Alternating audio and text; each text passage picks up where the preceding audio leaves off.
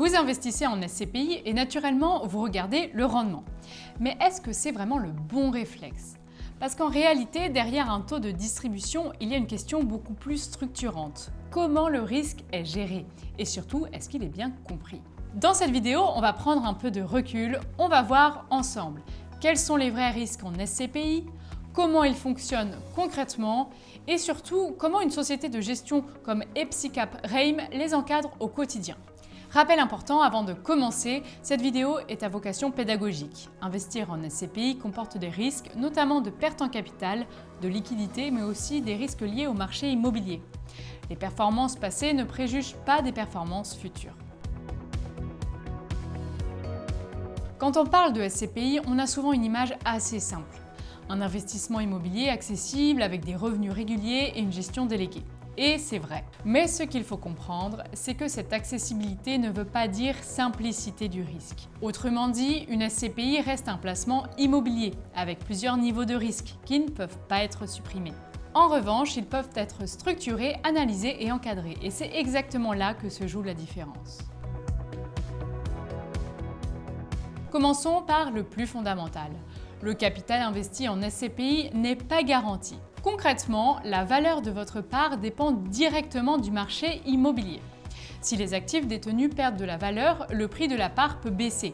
Et dans ce cas, si vous revendez, vous pouvez enregistrer une perte. Ce qu'il faut comprendre ici, c'est que la performance ne se limite pas aux revenus. Elle dépend aussi de l'évolution du capital dans le temps. Autre élément clé souvent sous-estimé. Les parts de SCPI ne sont pas cotées en bourse. Autrement dit, pour vendre, il faut un acheteur. Et cela peut prendre du temps. Dans certaines situations de marché, la liquidité peut même se réduire et les conditions de retrait peuvent évoluer. C'est pour cela qu'on parle toujours d'un horizon long terme, généralement au moins 8 ans. Maintenant, parlons des revenus. Les SCPI reposent sur les loyers et ces loyers dépendent des locataires. Concrètement, plusieurs situations peuvent impacter les revenus. Un départ de locataire, une vacance, des impayés ou une renégociation de loyer à la baisse. C'est là qu'intervient un indicateur clé, le taux d'occupation financier. Plus il est élevé, plus le portefeuille est solide. Et derrière cet indicateur, il y a un enjeu majeur, la qualité de la gestion. Enfin, il y a un risque que personne ne contrôle totalement, le marché immobilier lui-même. Taux d'intérêt, dynamique économique, attractivité des zones, tous ces éléments influencent la valorisation et les revenus. Ce risque est inhérent à l'immobilier. Il ne peut pas être éliminé, mais il peut être encadré. Et c'est justement ici que la société de gestion devient centrale, parce qu'elle intervient à chaque étape. D'abord, dans la sélection des actifs, avec une analyse fine, emplacement, locataire, durée des baux, potentiel locatif. Ensuite, dans la gestion quotidienne, encaissement des loyers, suivi des locataires, travaux.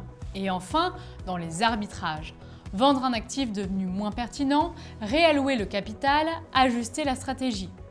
Mais soyons clairs, tout cela permet de structurer le risque, pas de le supprimer. Chez Epsicap Reim, cette gestion du risque repose sur une approche structurée, avec 2 SCPI complémentaires. D'un côté, Epsicap Nano, positionné sur des actifs de petite taille, généralement inférieurs à 10 millions d'euros. Pourquoi c'est intéressant? Parce que cela permet d'avoir plus d'actifs et donc une meilleure répartition du risque locatif.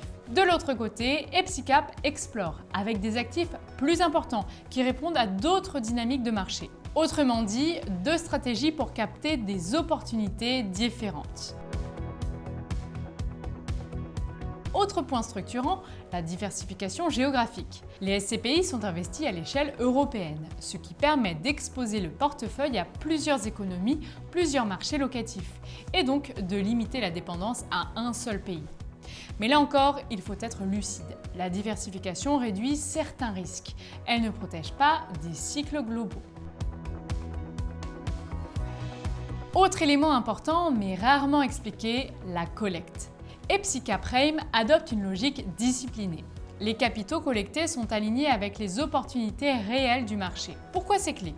Parce qu'une collecte trop importante peut pousser à acheter moins bien et donc à augmenter le risque. Ici, l'objectif est de rester cohérent entre stratégie et réalité du portefeuille. Enfin, il y a un élément plus opérationnel, la taille de la structure.